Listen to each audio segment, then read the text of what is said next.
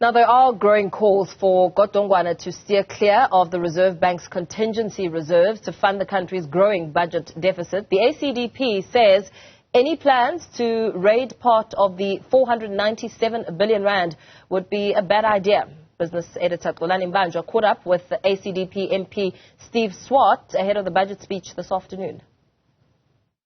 It's a very difficult budget against the background of very low economic growth, and that, in our view, is due to a mismanaged economy with wrong economic policies. And, of course, the problems at Eskom with load shedding and Transnet with logistics.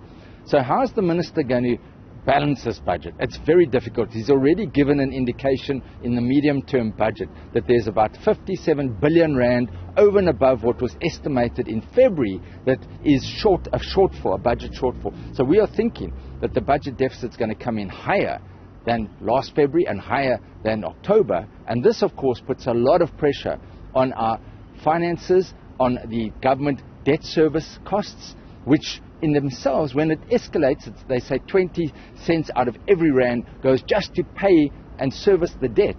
It crowds out much needed expenditure on education, health, police, development. So we're expecting a very tough budget this afternoon.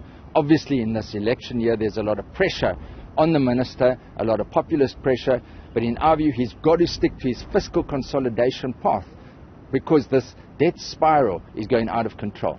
What we are concerned about is speculation that he will dip into the gold and foreign exchange reserve contingency account at the Reserve Bank.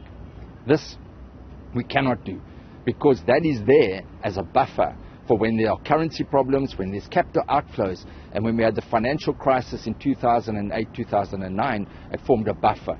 And of course, once you do it once, the next year you'll just dip into it again until there's nothing left. So we don't support that.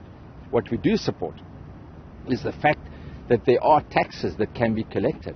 There's a gap between what has been collected and what is owed to the reserve, to the SARS, and that's about 300 billion rand. If SARS was to collect only 10% of that, that's an extra 30 billion rand. And of course, as being the longest standing member of the Justice Committee, I always advocate for more funds for the Special Investigating Unit, the NPA, the Asset Forfeiture Unit. If they were given additional funds, they can collect the tens of billions of rands that has been stolen through state capture and corruption and that is sitting in overseas bank accounts. And that's a no-brainer to me. Give them more funding.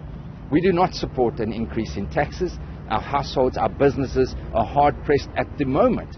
Even an increase in the fuel levy will have a substantial impact on all of us as South Africans and, of course, the poorest of the poor. We do support an increase in social grants because people on the ground are struggling so much. But at the end of the day, you've got to have economic growth stimulus. You've got to have investment in the development, in infrastructure, and, of course, rectify the problems at Eskom and Transnet.